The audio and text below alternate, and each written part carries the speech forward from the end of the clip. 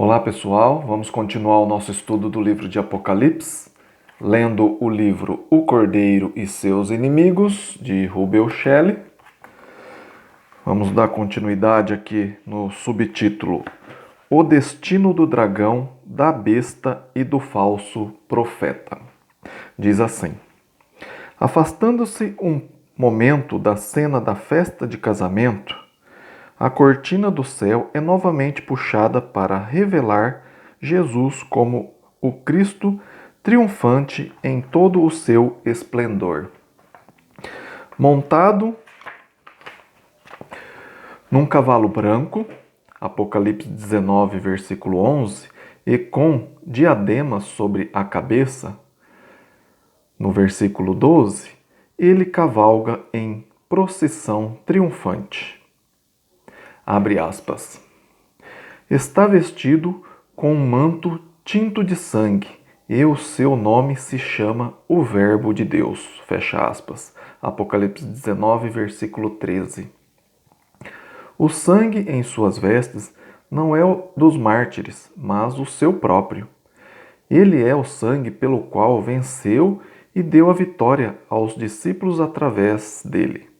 Cristãos algum, em qualquer geração, derrota Satanás com suas próprias forças. Só existe um poder suficientemente grande para vencer o pecado e o diabo, e esse poder é o sangue de Jesus.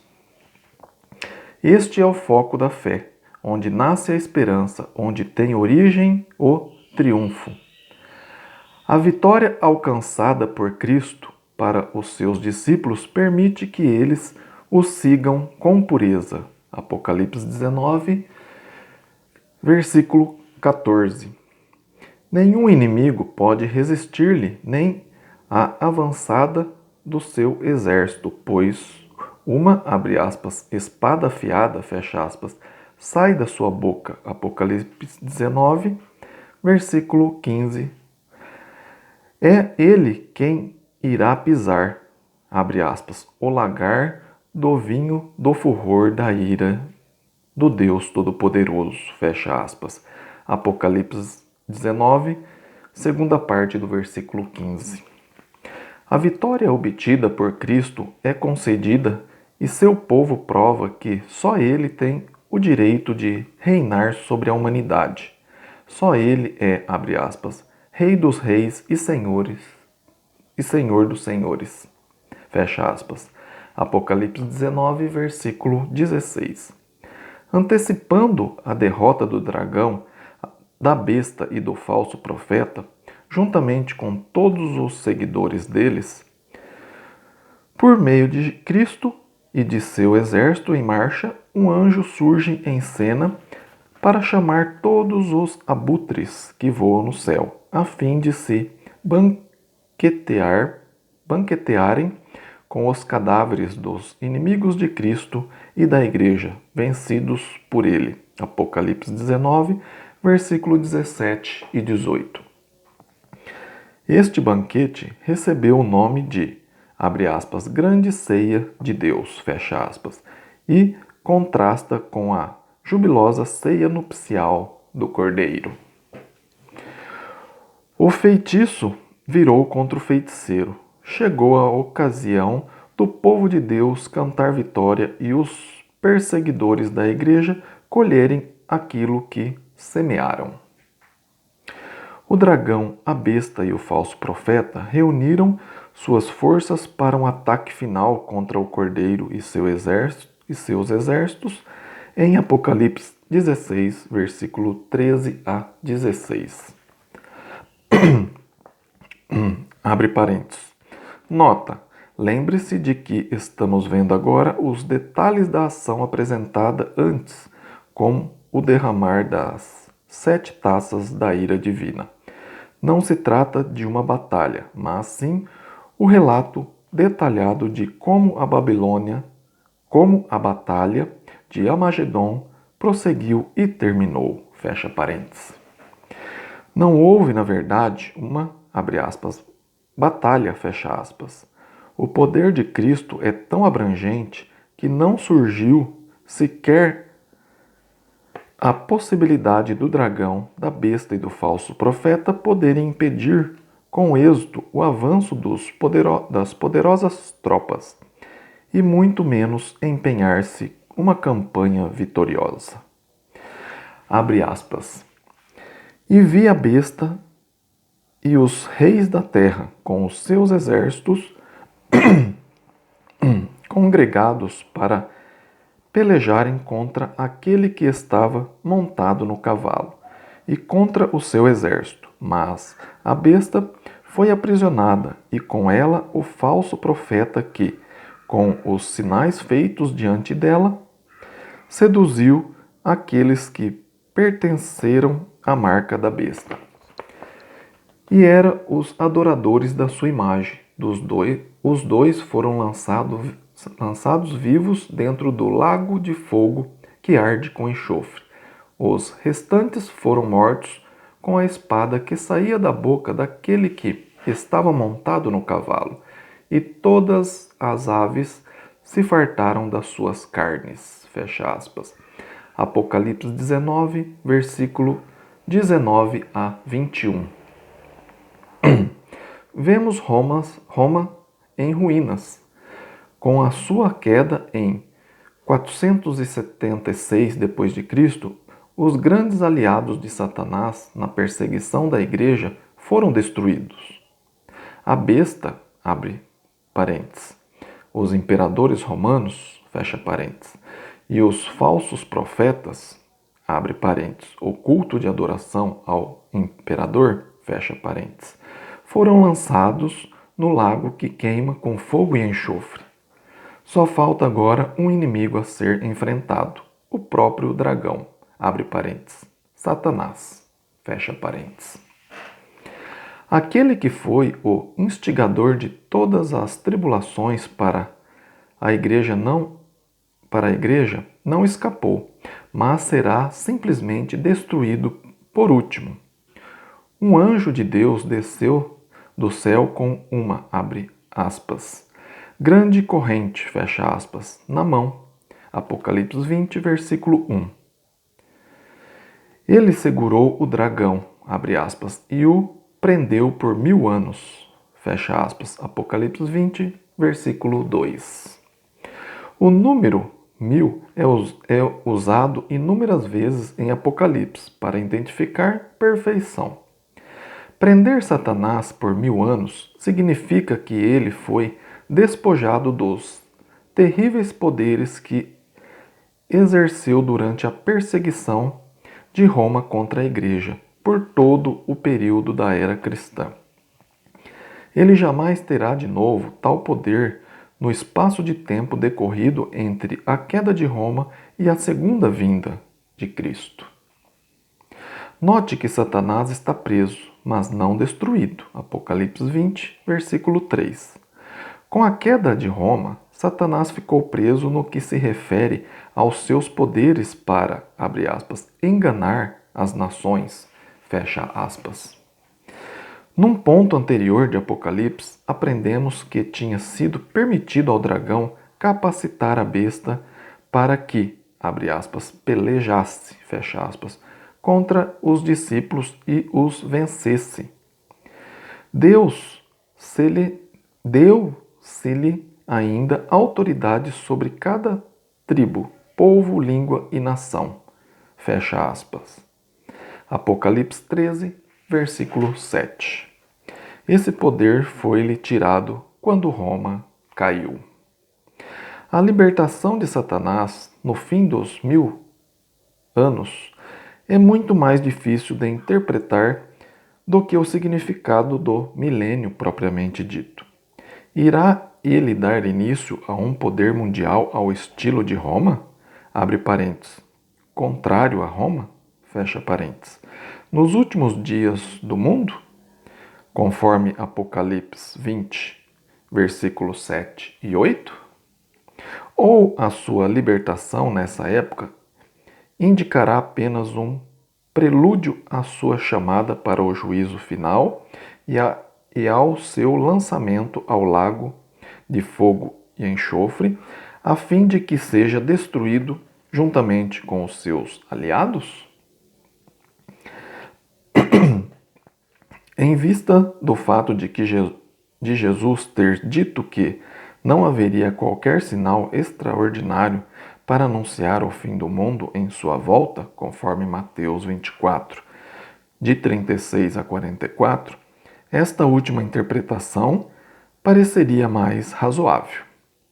Com respeito à prisão de Satanás por 1000 anos, as almas, abre aspas, dos decapitados por causa do testemunho de Jesus, fecha aspas, durante a perseguição romana, recebem permissão para reinar com o seu Senhor. Esse reinado é no céu e não na terra, abre parênteses, onde os, abre aspas, tronos, fecha aspas, de Apocalipse são colocados, fecha parênteses. É um reino partilhado com os mártires da perseguição romana, e não com todos os discípulos. Ele não está ligado com a segunda vinda, mas com a queda de Roma.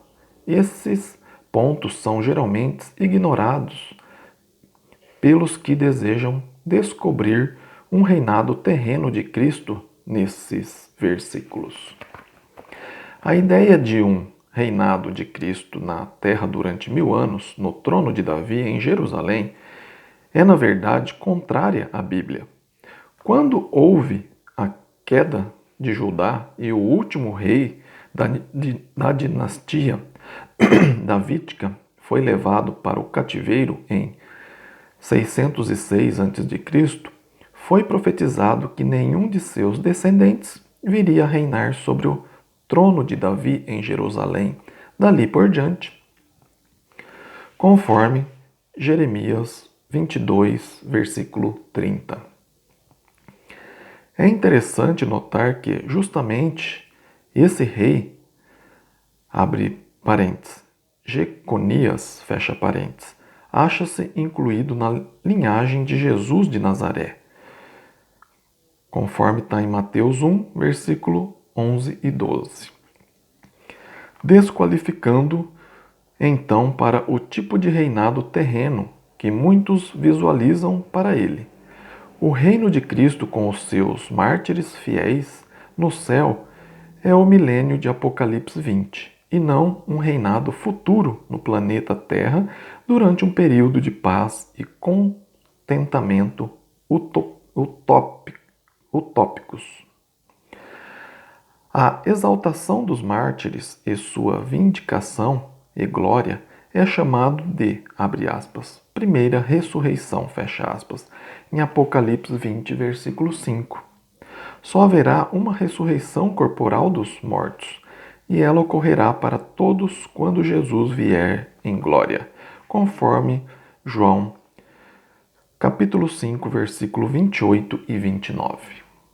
A primeira ressurreição é, pois, um modo de referir-se ao triunfo dos mártires em relação à queda de Roma, e a, abre aspas, segunda ressurreição, fecha aspas, não mencionada, mas implicada aqui, deve ser a ressurreição geral dos mortos na volta de Cristo.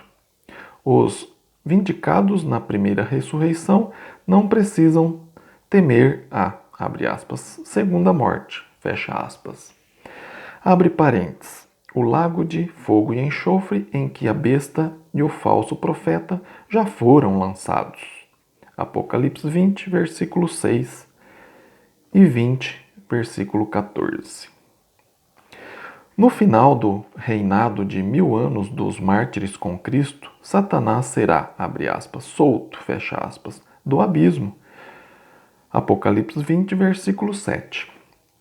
Ele reunirá os exércitos malignos pela última vez sob, abre aspas, Gog e Magog, fecha aspas, Apocalipse 20, versículo 8. E fará uma tentativa final para destruir a igreja. Apocalipse 20, primeira parte do Apocalipse capítulo 20, primeira parte do versículo 9.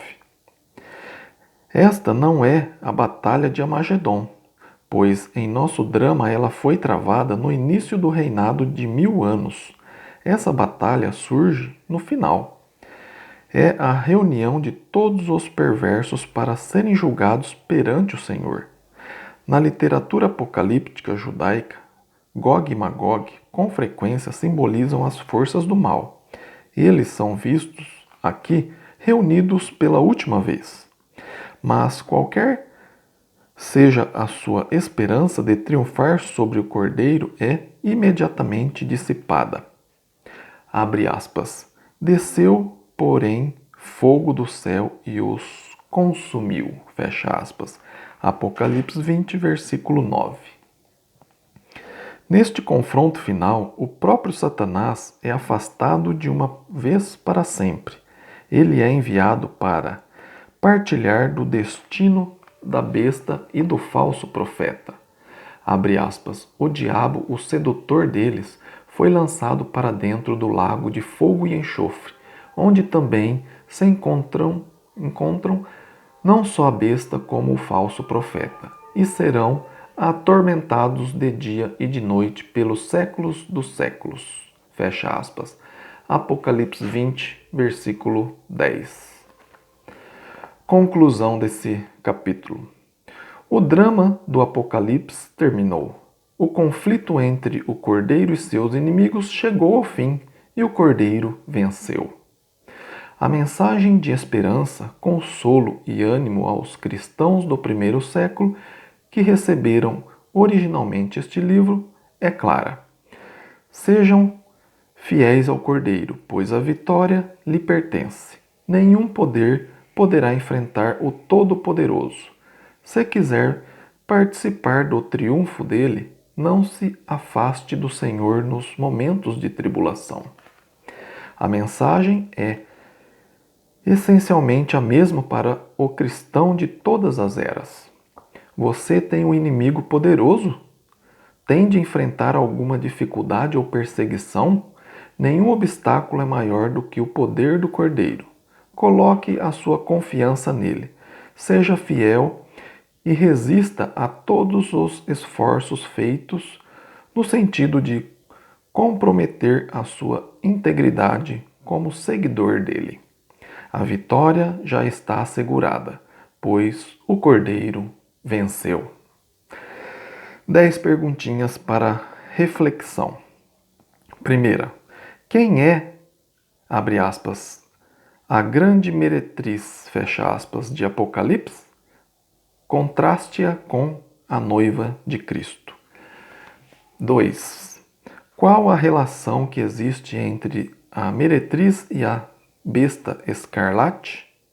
Já encontramos esta personagem antes em nosso drama? Identifique a besta. Pergunta 3. A meretriz tinha um nome escrito na fronte. Discuta o seu significado. Pergunta 4. Qual o sentido oculto do verso 11?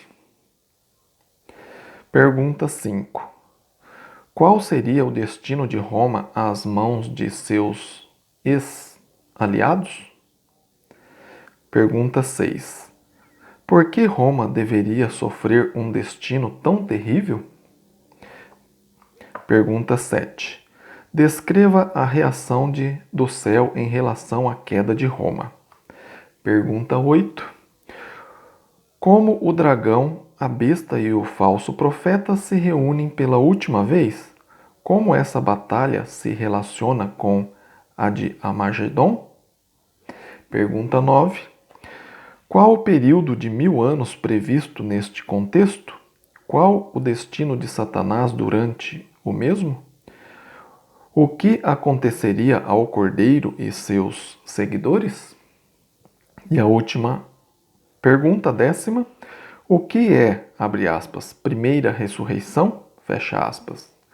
O que é a, abre aspas, segunda ressurreição? Fecha aspas.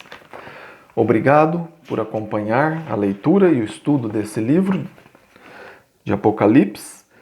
Depois a gente vai para o capítulo 13 desse livro, que refere-se ao Apocalipse 20, versículo 11, que o título é O Destino Eterno dos Remidos. Que bênção, né? Fiquem com Deus. Compartilhe esse vídeo com mais pessoas para que elas possam entender melhor o livro de Apocalipse. Dá um like nesse vídeo e se você não é inscrito no canal, se inscreva no canal que eu sempre vou estar lendo aqui coisas de Deus. Fiquem com Deus e até o próximo vídeo. Amém?